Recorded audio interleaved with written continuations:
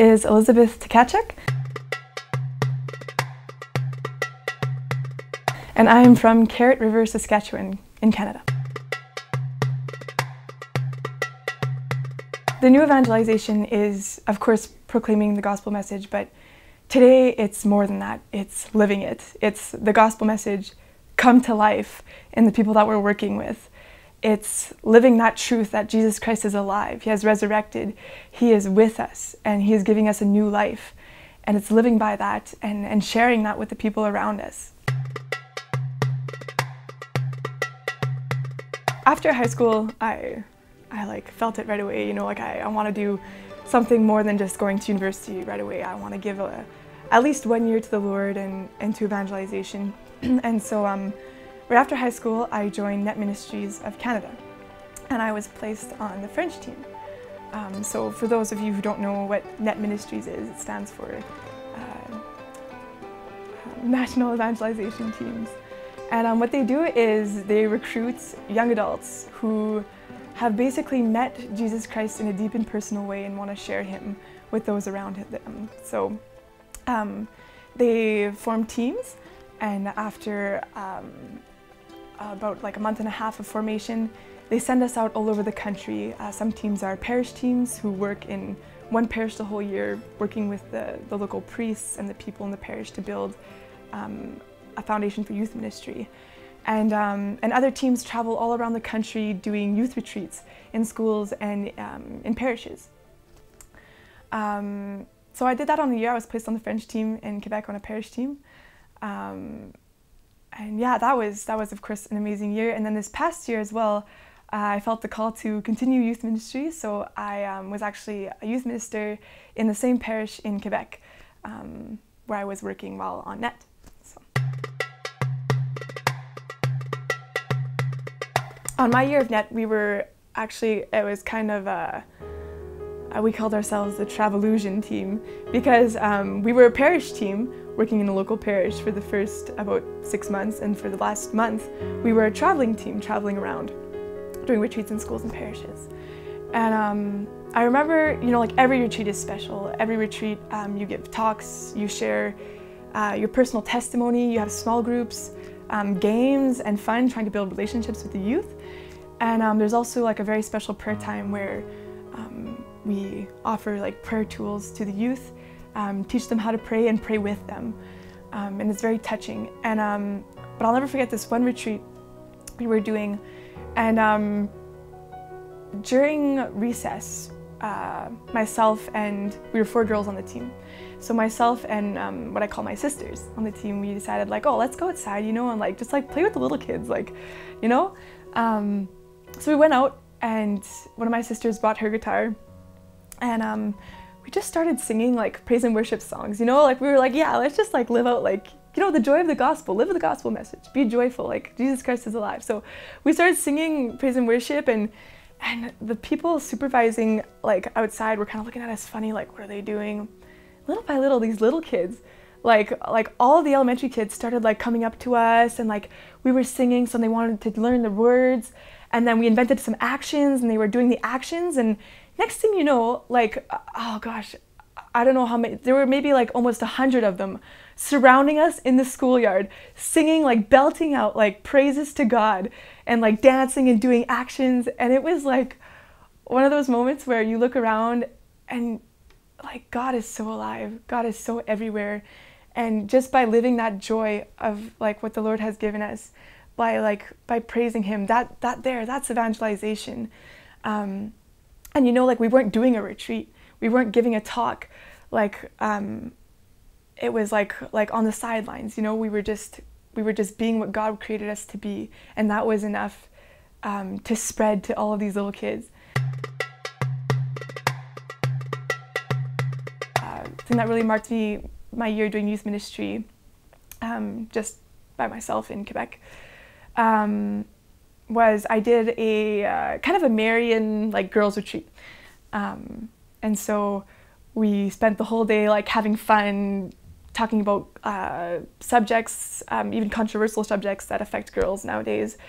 And yeah, and we had like a big slumber party, and then we had a big talk followed by a prayer time about the Virgin Mary.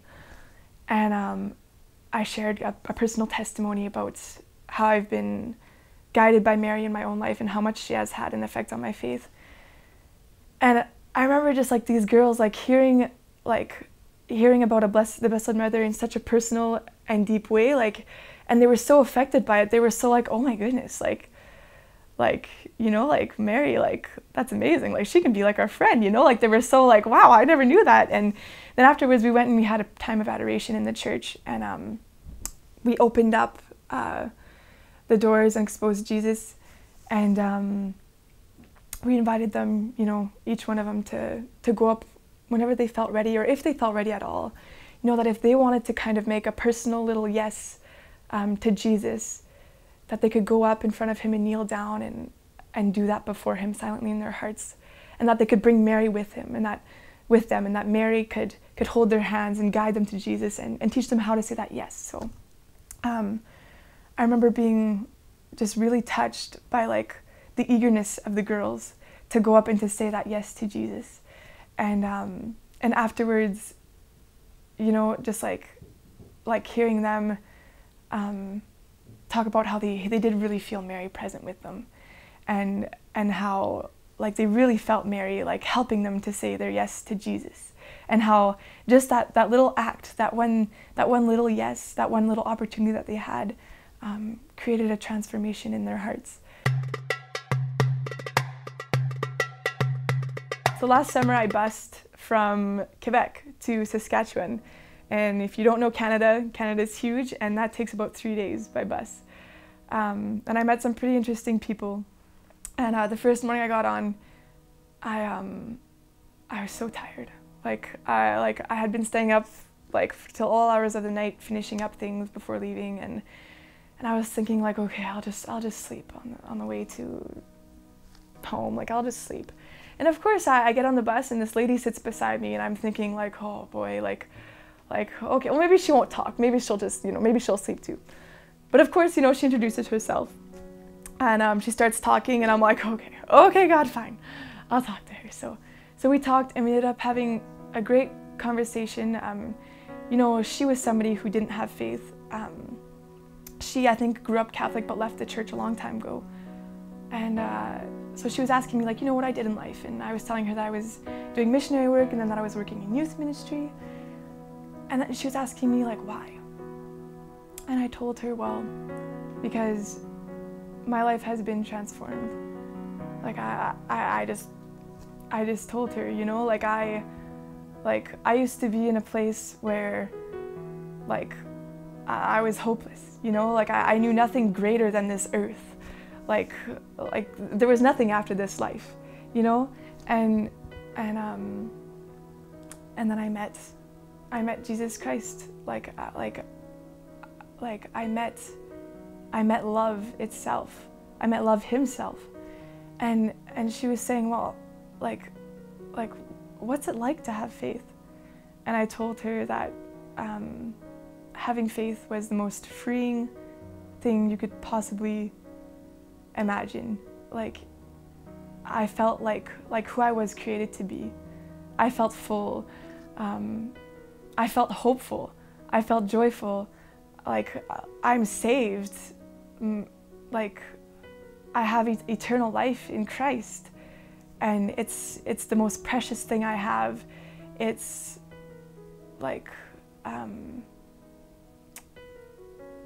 it has no price, and nothing else on this earth can compare to it. And she started tearing up, and I was oh my gosh, what did I do? And she was I feel I've been searching for that fullness too, and I hope that one day I find it. And I was thinking wow, God, you are so good. To somebody who doesn't have faith, I think, they just need to witness, the fullness of life when you do have faith, when you do have Jesus in your life.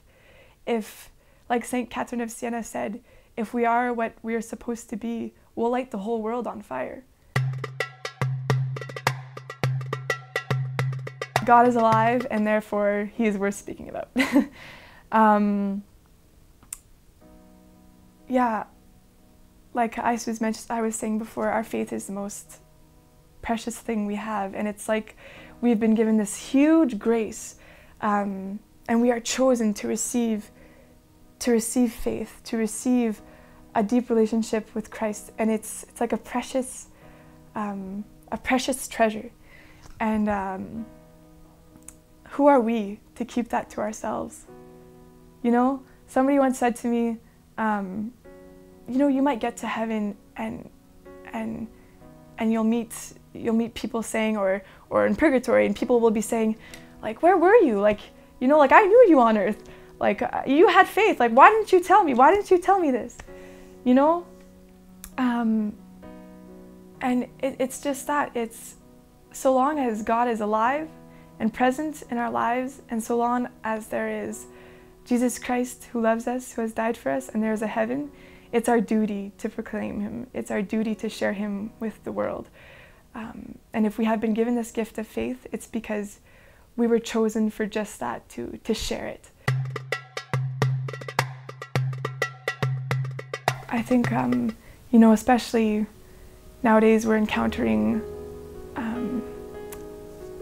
really like people who have suffered a lot, people who are feeling maybe even more hopeless than ever, trying to deal with the struggles of our daily lives. And hope and the love that we can share with them, the love that we can share with them, like, that's what's going to give them hope. That's what's going to give them the hope of Jesus Christ. Like, it only makes sense, you know? It's like we have people who are thirsting, give them water. You know, we have people who are hungry for love, give them love.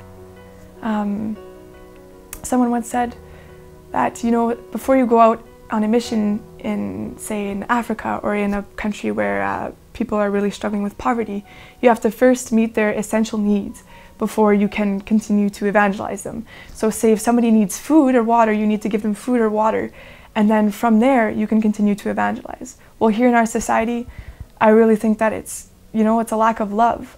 Like, the first need is love. So when we transmit the love of Jesus Christ to them, then that opens up a whole new door. Their hearts are able to open up and receive healing and receive Jesus and receive hope.